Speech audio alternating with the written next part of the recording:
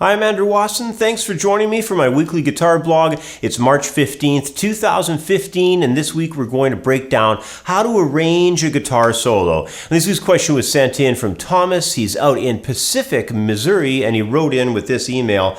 Organizing a solo is a big problem when I'm improvising. Is there some kind of approach I could try that might help? Every time I go into my solos, I feel lost. I don't understand what notes to hit and how to go through all of the solo so that it sounds good. The solos I come up with never sound cool. I just feel like I'm fumbling around.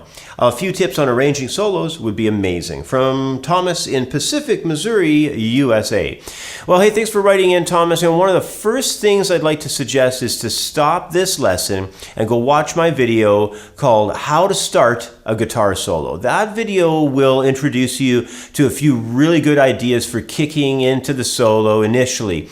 And when you're done that, come back here, and once you begin the solo, you're going to need to flow through the style for it so that you can roll through other directions. That's what this video is going to be all about. It'll help you to continue jamming out ideas in a very concentrated way through the rest of your chord changes that you're playing over. So in this video lesson, we're going to explore areas like having a framework for the solo. We're going to discuss how to change up ideas so they sound different, and we're going to cover the importance of preparation before hitting the stage or going into the recording studio. Well, the first idea I wanted to cover is an idea of having a framework for your solo. When, let's say intermediate level students, or maybe some of the, graduating into advanced guitar players out there, when some of these players are heading into the initial parts of early soloing, they need to understand a number of important concepts. And these can include, of course, primary ideas like knowing the key center of the progression, having a few scale shapes that they can, blast out, something that they can maybe work around that they're familiar with on the neck, and having those in the forefront of your mind along with that key. All that stuff is really good. It's also good to establish a starting position wherever that might be on the neck, with the correctly matched scale and key center that you're going to be focusing on. And you can even go right down into including certain guitar strings maybe that you want to begin from, and how those are going to flow across the neck, and maybe push forth new ideas both in the melodic concepts that you're using and how they'll move along the neck into other scale positions as well. Now, one of the best ways to achieve all of this stuff is through worked out composed lines. So in other words, if you're new to soloing and you're just getting into working over a set of changes, basically my suggestion is write something, and write something fairly simple. Just use a certain range of the neck, don't go too crazy. Get something composed. That will act as a springboard idea, and it will help get you further into new ideas and really help branch out into a lot more as time goes on. Now, I've composed a melody to start from. It's just going to be used over a F minor progression. The progression sounds like this.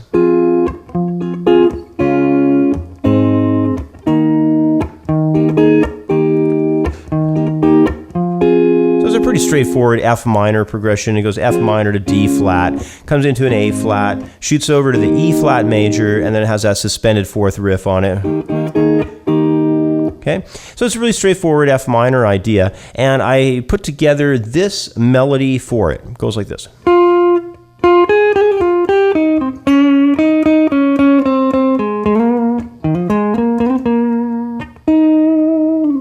So you can tell I'm covering the F minor chord very closely there. And then when that other note comes in, that's actually a D flat that I'm playing there on the third string. When that comes in, that's immediately on the D flat's appearance. And then I have a riff that comes from an E flat, then goes down to the D flat again, heads into a C note, which is basically the major third of that A flat chord at that moment, and then we come around and target into some of the tones that are based off of the E flat. Mainly the target tone coming in there is the B flat tone on the fourth string, 8th fret. And then there's some pentatonic licks. And basically, everything's got a very tight-knit targeting approach into really crucial chord tones for all those chords that are passing by. So, you may not really know exactly what note and what chord tone and what the entire theoretical approach is, but, through practicing, if you've got a loop pedal, or maybe if you've got a piece of software that you can use on your computer to just record yourself playing these changes, you can target in and test and operate with different notes and build a good composed concept that targets in very well to the chord changes, and that'll be very helpful. So anyway, before we move on, I would like to fire up my loop pedal and play the changes in the background and get this lick going on over that. So here we go.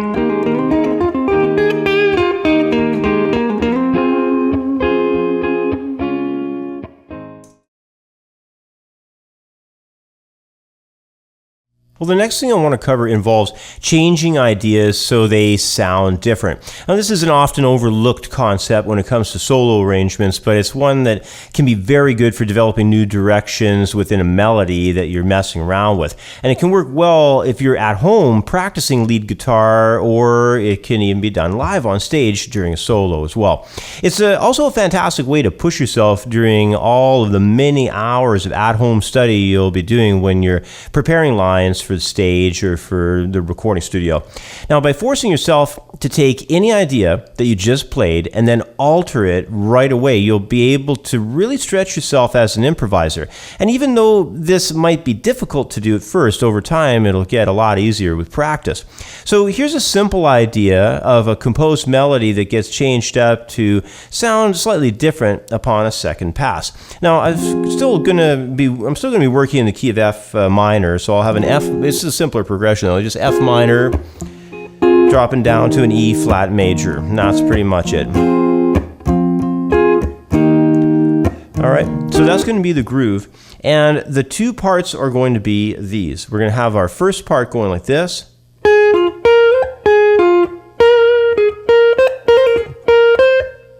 and then the second part is going to be like this.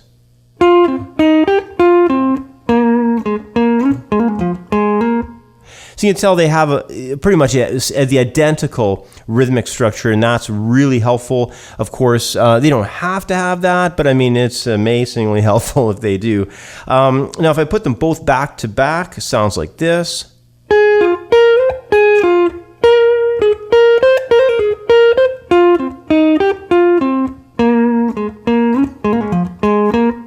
So you can hear the correlation between the two of them. I'm going to also fire up the loop pedal and give us a chance to hear what the chord changes sound like behind these lines.